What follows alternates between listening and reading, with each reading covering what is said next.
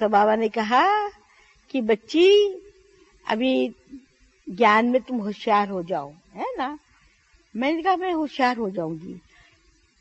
तो मैं वहां पर 2.5 मास रही बाबा के पास में, और बाबा रोज मुझे ज्ञान देता रहता था।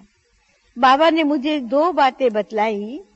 एक बात बाबा ने कही कि देखो बच्ची, सच्चे बाबा के साथ में सदा सच्चा रहना, कभी भी बाबा से झूठ नहीं बोलना, है ना।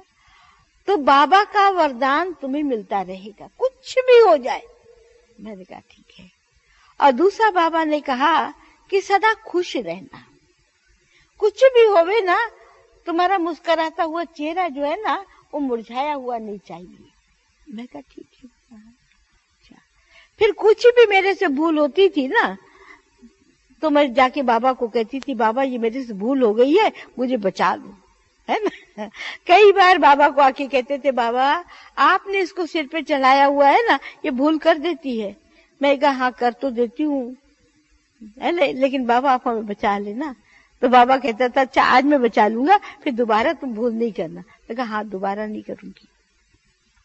तो इस तरह से छोटी छोटी भूलें होती थी, है ना, कोई बड़ी नहीं होती थी। किसी को कुछ कह दिया, किसी का कहना नहीं माना, किसी का कुछ, यही तो इस तरह से यज्ञ के अंदर बाबा हमें रोज कुछ न कुछ प्रोग्राम देता रहता था। तो एक दिन बाबा ने कहा कि तुमको 7 दिन भट्टी में रहना है। तो 7 दिन भट्टी का मतलब यह है, एक कमरे में रहना है। जो संदेश पुत्री संदेश लेकर आई वो तुम्हें योग कराएगी, बाबा मामा टाइम पर आकर योग कराएंगे, एक समय पर खाना खाना है। तो मैंने कहा बाबा इतनी सारी लिस्ट जो लिख के दी है ना, वो मैं अकेली कैसे रहूंगी, एक समय कैसे खाना खाऊंगी, मुझे तो दोनों समय भूख लगती है। बाबा ने कहा 2 समय दे दूंगा, पर तुम भट्टी में बैठो। पहला दिन अकेले कमरे में जब मैं भट्टी में बैठी, तो पहला समय तो मेरे को व्यतीत न हो कि कैसे करे, बार बार योग लगाए, फिर बार बार नीचे आए, मैं अकेली हूँ, मैं अकेली हूँ। अच्छा, फिर बाबा मामा 10:30 बजे मुझे योग कराने आए। उसके बाद में मेरी स्थिति बदल गई। ऐसी स्थिति बदल गई कि जैसे मैं ऊपर परम धाम में बैठी हूँ, सूक्ष्म वतन में बैठी हूँ, और मैं जैसे बिल्कुल लाइट के कार में बैठी हूँ, सिवाय एक बाबा के और कहीं मेरी बुद्धि नहीं है, जैसे एकदम शांति में बैठी हूँ।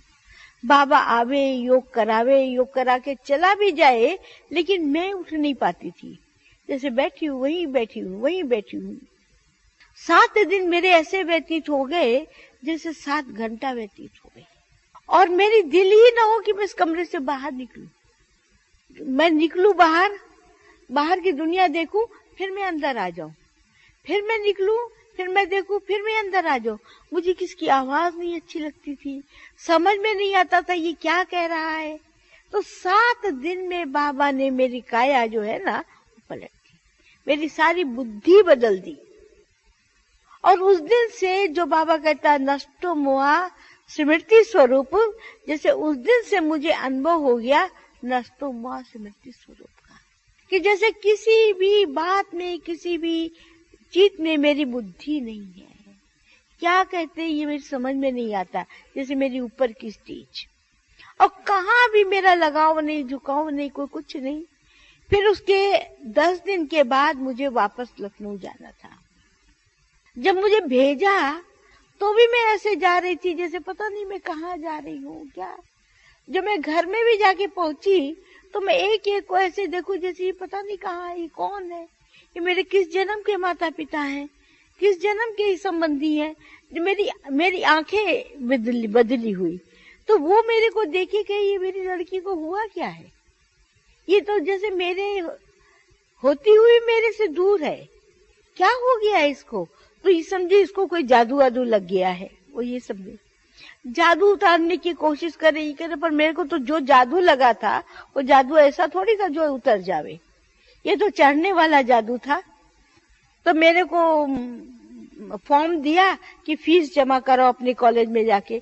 जब मेरा टर्न आवे, मेरे को बाबा कहे, जैसे वो कह रहा तुम्हें ये जिस्मानी पढ़ाई पढ़नी है, रूहानी नहीं पढ़नी है, स्वर्ग में नहीं जाना है, फिर मैं फॉर्म उठा के अंदर ले आऊं। रोज के तुम्हारी कोई नहीं फॉर्म फीस भराई जाती है, बाकी सब तो लेके चले आते हैं। मैं कहा मेरे से नहीं होता है, मैं क्या करूं। कहते आज मैं चलता हूं। वो गए और उन्होंने मेरी फीस भर दी और कॉलेज में दाखिला ले लिया। जब ले लिया तो मेरा प्रोफेसर मुझे पढ़ावे तो मैं उसकी ओर देखती रहूं, ये आत्मा है, आज मेरा प्रोफेसर बना है, मुझे ये पढ़ाई पढ़ा रहा है। पता नहीं कितनी बार मैंने इसको पढ़ाया हो। तो वो मेरी ओर देखे तो कहते क्या घूर के देख रही हो, नीचे देखो, नीचे देखो। मैं आत्मा देख रही हूँ, वो मेरी नजर मिला ही नहीं सकता था ना। वो कहे नीचे देखो, आंखें नीची करो, आंखें नीची करो। तो मैं उसको ऐसे देखती हूँ, क्या कहता आंखें नीची करो, क्यों, आत्मा है ये। तो मेरी सारी जो दृष्टि वृत्ति थी ना, वो आत्मा में टिक गई। कभी माँ को देखूं, ये मेरी माँ है, पता नहीं कितनी बार मैं इसकी माँ बनी हूँ, है ना। तो वो मेरी नजर देखे, मेरी वो देखे, तो कहीं इसको क्या हो गया है, क्या। आत्मा का ज्ञान मुझे इतना पक्का, इतना पक्का, इतना पक्का हो गया उस समय, जो आज मुझे नहीं है। बाबा ने मुझे अपना बनाना था ना, तो उस समय ये बहुत पक्का कर दिया। क्या निराली शान है, दिल तख्त पर हमें रख लिया, खुद से ऊंचा मान देकर नाम दिल पर लिख लिया। ताज तख्त और तिलक की हमको अमर जागीर दी, ताज तख्त और तिलक की हमको अमर जागीर दी। जिंदगी जीने की हमको एक नई